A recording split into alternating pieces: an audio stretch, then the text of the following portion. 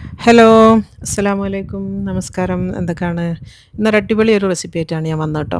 സൂപ്പറാണ്. നമുക്ക് ബ്രേക്ക്ഫാസ്റ്റിനും ഡിന്നറിനും അല്ലെങ്കിൽ ഈവനിങ് സ്നാക്കായിട്ടും ഒക്കെ ഉണ്ടാക്കാൻ പറ്റുന്ന സിമ്പിളായിട്ട് അധിക പണിയൊന്നും ഇല്ലാണ്ട് സിമ്പിളായിട്ട് ഉണ്ടാക്കാൻ പറ്റുന്ന നല്ലൊരു കിഡിലൻ സാധനമാണ് കേട്ടോ. ഒരു ചിക്കൻ സാൻഡ്വിച്ചാണ്. സൂപ്പറാണ്. അപ്പോൾ ഇന്നത്തെ ഈ ഒരു ചിക്കൻ സാൻഡ്വിച്ച് ഞാനിവിടെ ബ്രേക്ക്ഫാസ്റ്റ് ആയിട്ടാണ് ഉണ്ടാക്കുന്നത്. അപ്പോൾ അതിന് വേണ്ട സാധനങ്ങൾ ഞാനിവിടെ റെഡിമെയ്ഡ് ബന്ന് വാങ്ങി വെച്ചിട്ടുണ്ട്. നമ്മളെ പാവ് ബന്നില്ലേ, ഒരു കുറച്ചൊരു ലൈറ്റ് മധുരത്തോടു കൂടി ഭയങ്കര സോഫ്റ്റ് ആയിട്ടുള്ള ആ ഒരു ബണ്ണ്, അതാണ് ഞാൻ വാങ്ങി വെച്ചത്. ഇനിയിപ്പോൾ ഹോം മെയ്ഡായിട്ട് ഉണ്ടാക്കണമെങ്കിൽ നിങ്ങളൊന്ന് കമൻറ്റ് ചെയ്താൽ മതി. ഞാൻ ഇവിടെ നിന്ന് ഉണ്ടാക്കിയിട്ടും കാണിച്ചു തരാം. ഒരുപാട് വീഡിയോ ഞാൻ ബൻ ഉണ്ടാക്കുന്നത് കാണിച്ചിട്ടുണ്ട്. ഇനിയിപ്പോൾ അത് 2 ഉള്ളി അരിഞ്ഞ് വെച്ചിട്ടുണ്ട്. അതുപോലെ തന്നെ കുറച്ച് ചിക്കൻ വേവിച്ച് വെച്ചിട്ടുണ്ട്. ഒരു തക്കാളിയും കുറച്ച് മല്ലിച്ചപ്പ്. ഈ 4 സാധനവും പിന്നെ കുറച്ച് പൊടികളുമാണ് നമുക്ക് വേണ്ടിയത്. അപ്പോൾ അത് ഞാൻ ഒരു പാൻ വെച്ച് കൊടുക്കുന്നുണ്ട്. അപ്പം ചിക്കൻ ഞാനിവിടെ ബോയിൽ ചെയ്ത് എടുത്തതാണ്. നിങ്ങൾക്ക് തലേന്ന് ബാക്കിയുള്ള കറിയുന്നോ അങ്ങനെയെങ്കിൽ അങ്ങനെയുള്ളതോ ഏത് വേണമെങ്കിലും എടുക്കാം കേട്ടോ. അപ്പോൾ ഞാനിപ്പോൾ ഇവിടെ കുറച്ച് ഒലിവ് ഓയിൽ വെച്ച് കൊടുത്തിട്ടുണ്ട്. അതിലേക്ക് ഒരു 2 മീഡിയം സൈസുള്ള ഉള്ളിയാണ് ഇട്ട് കൊടുക്കുന്നത്.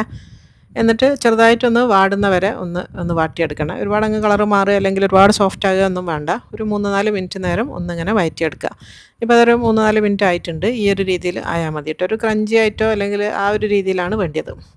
ഇനിയിപ്പോൾ ഇതിലേക്ക് ഇതാ ഒരു വലിയ സൈസുള്ള തക്കാളി ഞാൻ നീളത്തിൽ അരിഞ്ഞു വെച്ചതാണ്. അതും ഒരുപാട് നേരം ഇട്ടിട്ട് അങ്ങനെ കുഴഞ്ഞു പോവണ്ട. നമുക്ക് ജസ്റ്റ് ചെറുതായിട്ടൊന്ന് വാട്ടിയെടുത്താൽ മതി കേട്ടോ. ചെറുതായിട്ടൊരു കടിക്കാൻ കിട്ടുന്ന രീതിയിൽ ആ ഒരു രീതിയിലാണ് വേണ്ടത്. ഇനിയിപ്പോൾ നിങ്ങൾ ഈ സമയത്ത് നിങ്ങളടുത്ത് ഞാനിവിടെ ഗാർലിക് പൗഡറാണ് ചേർക്കുന്നത്. അതില്ലാന്നുണ്ടെങ്കിൽ 2 ഗാർലിക് ചതച്ചത് ഇതിലേക്ക് ഇട്ട് കൊടുത്താൽ മതി.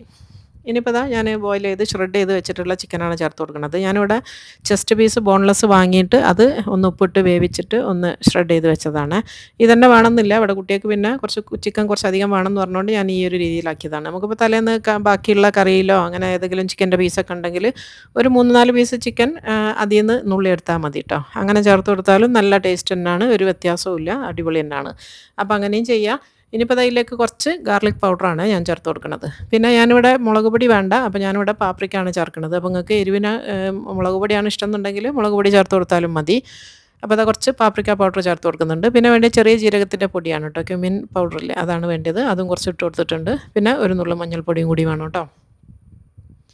ഇനി ഈ പൊടികളെല്ലാം കൂടെ നന്നായിട്ടൊന്ന് മിക്സ് ചെയ്ത് അതിൻ്റെ ഒരു പച്ചമണം മാറുന്നവരെ ഒന്ന് വഴറ്റി കൊടുക്കുക. ഒരു 1-2 മിനിറ്റ് നേരം ഇതൊന്ന് മിക്സ് ആക്കിയിട്ട് ഒന്ന് വഴറ്റിയെടുക്കണം കേട്ടോ.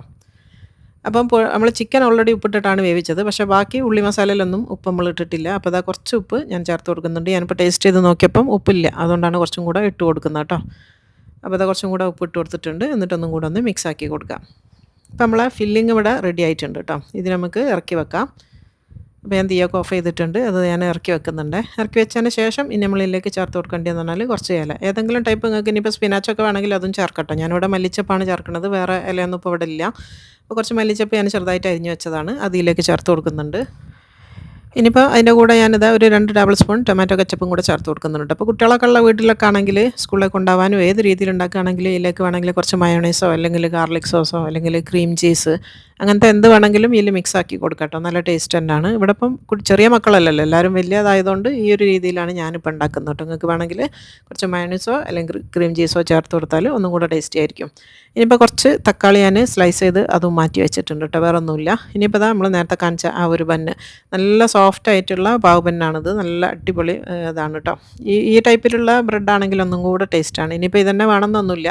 ഇനിയിപ്പോൾ അടിഭാഗം തുറന്നിട്ട് നിങ്ങൾക്ക് ഇങ്ങനെ ഫില്ല് ചെയ്ത് വെക്കണമെങ്കിൽ അങ്ങനെയും ചെയ്യാം. ഞാനിപ്പോൾ ഇങ്ങനെ സ്ലൈസ് ചെയ്തിട്ട് ബർഗർ ഉണ്ടാക്കുന്ന പോലെ ആ ഒരു രീതിയിലാണ് ചെയ്യുന്നത് കേട്ടോ.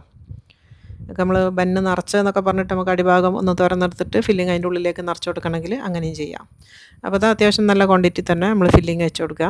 ഞാനിപ്പോൾ ഇതിൽ വേറെ ഒന്നും സ്പ്രെഡ് ചെയ്യണമൊന്നുമില്ല കേട്ടോ. നമ്മൾ ചീസോ അല്ലെങ്കിൽ മയോണൈസോ അങ്ങനത്തെ ഒന്നും വെക്കുന്നില്ല.